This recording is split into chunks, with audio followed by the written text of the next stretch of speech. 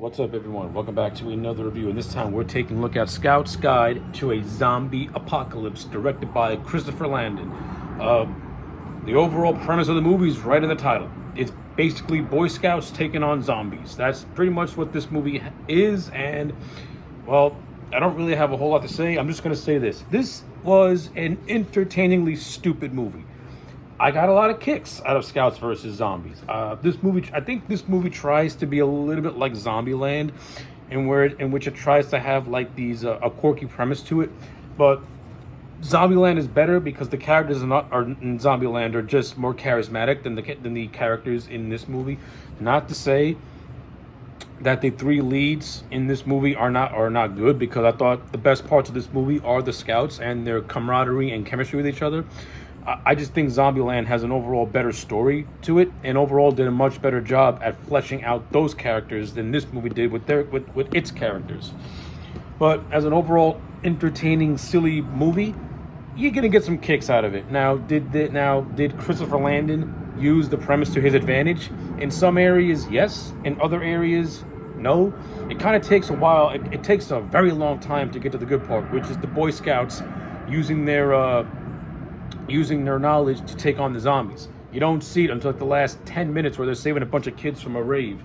And that's where we actually get to see Scouts taking on zombies. Leading up to that, the Scouts are just, interacting with other characters, trying to fend off zombies in every which way they could. The movie itself more or less has the premise of an American Pie movie than it does anything else. And that is what it is. One of the main characters, whose name is Carter, he's sex starved. Like, he wants to see his first pair of tits, his first set of ass.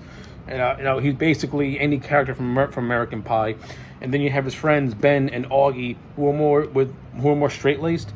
The character Ben, played by Ty Sheridan, Cyclops from the First Class movies. He's more or less the leader in a sense. Well, he's a decent character. He's very vanilla. He tries to be a good kid, basically. Like, he doesn't want to abandon his friend to go to a party, or he feels a lot of guilt about it. And he's in love with his friend's sister. The only thing that's interesting about Ben is the fact that he's in love with his friend's sister, and that he's on the fence of being a Boy Scout. Like, he likes it and he doesn't like it all at the same time.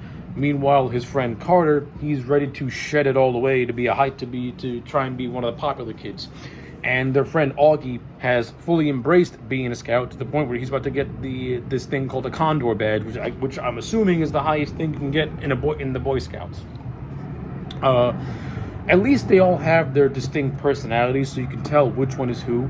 The character of Augie, he's likable. The actor did a good job of making Augie likable without making him stupid. So I enjoy it. So I like that. And the character of Carter, there are instances where you want to smack him in the face, because he can get annoying in some areas. But there's also areas where he can be very entertaining.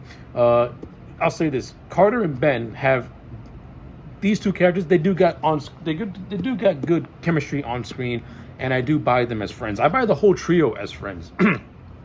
I just think their characters should have been written maybe just a little bit better. Like the character of Carter, his whole personality should not have been so one note. You could have added a little bit more to him in a way. And the character of Ben, like I said, he comes across as being very bland and very vanilla, like the typical kid who you would think would be a Boy Scout, but is almost embarrassed to be one in a sense. And like I say, he's also in love with his friend's sister, and you do have this subplot where they meet up with this other character named Denise, who more or less tries to break Ben out of his shell and kind of make him feel more, and kind of like convince him to man up and like not hide his feelings. That subplot is okay, and the character Denise is all right too. So I got nothing against. So that's not that bad. This movie has David Koechner as the scout leader named Rogers. I like David Koechner. I wish the movie didn't turn him into a zombie so soon. I think you could have gotten a little bit more mileage out of him, along with the Boy Scouts, before you turned him into a zombie. But I'll say this: at least David Koechner as a zombie is pretty funny, and I like the whole running gag as to no matter how much damage he takes, he still keeps coming back.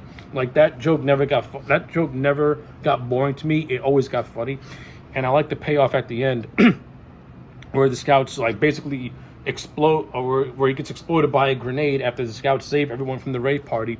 You get a nice little post-credit scene where you see his severed head and the bird shits on him and he says, "Come on, really?" And then he says the end. Like at least it got a nice little payoff with it. So that was nice. That was cool.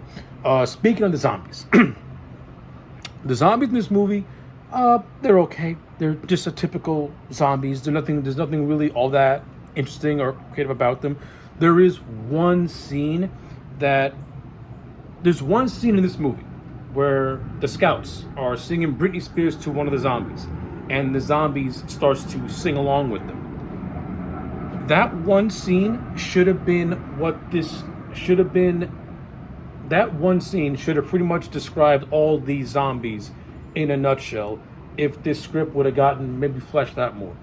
It should have been more of a parody instead of being more straight-laced. Because this movie should have been done along the lines of Return of the Living Dead and along the lines of Zombieland.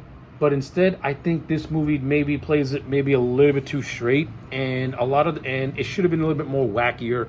It should have been a little more off the wall. It shouldn't have been too straight-laced. I mean, you have a title called Scouts versus Zombies. It should not be a straight-laced movie. You should embrace that concept of just wacky silliness and just go all out. There are instances where the movie does go that far. Again, it's not like the last 15 to 20 minutes where the scouts actually start to act like Boy Scouts and use their training to help save kids at a rave. That should have been the entire movie from the second the zombie apocalypse started all the way down to the end, instead of saving that moment all the way to the end. That to me is this movie's biggest problem, is that it tries to take itself seriously when it should have just embraced the silliness of its concept. And it would have worked. I think it would have worked if it embraced the silliness more. But for what you get, it's a decently entertaining movie. The acting and the actors, they all do a good job. The romantic subplot with Ben and Carter and his friend Carter's sister Kendall it's very underdeveloped. Like for a high school crush, you could have developed it just a little bit more. I mean, Ben and Kendall have one scene together. If you were to give them maybe another scene, it would have made more sense. Like the movie more or less has like as the movie goes on, it develops the relationship of Ben and Denise more than it does Ben and Kendall, which I don't like. I mean, the character of Kendall, she's the nice girl basically, but you could have done more with Ben liking her and having a crush on her. But they don't have enough screen time for me. Like a lot of screen time is absorbed by Ben and Denise, almost to the point as if the movie wants to put these two together, but it knows they can't, so now it doesn't know what to do. So it kind of haphazardly reverts back to what its original idea was. And you can tell that it took a big hard turn, because it was trying to go in one direction, then it was leading in a different direction, just to circle back in a very janky way to go back to its original direction. So it's very sloppily done. And it could have been done much, much better if this movie maybe had a rewrite or two. In terms of the effects, hey look, the practical effects in this movie they're well done. The zombies, they do look vicious, they do look pretty cool for the most part. They do some interesting things with the zombies. For example, there's this one scene where the team has to use a trampoline to bounce over a wall to escape a house, and one of the characters holds on to a zombie's dick as a way not to fall off and be eaten alive. Funny for the first 10 seconds. But it goes on way too long, and it stops becoming funny to the point where it becomes, okay, let's go. Let's speed it up a little bit. We're dwelling too much on zombie dick. I want to move on and go to something else. like another one of this movie's problems is that it dwells on certain things that it thinks it's funny, but it's really not that funny. And things that had the potential to be funny, it kind of just doesn't really, it kind of underscores it a little bit. And it kind of makes for an uneven movie, but at the end of the day, I still think it's entertaining. I still think it's fine for what it is. it's a quick watch, so it's not boring at least, and it's decent. Like the three leads will keep your attention, because they, at the end of the day, the three leads really make this movie. And when they do start to act like Boy Scouts, that's pretty much, those are the best parts of the movie. And I do like the whole dynamic of the three friends, having their distinct personalities, no matter how shallow they are. But at least the actors give the characters some charisma and likability to them.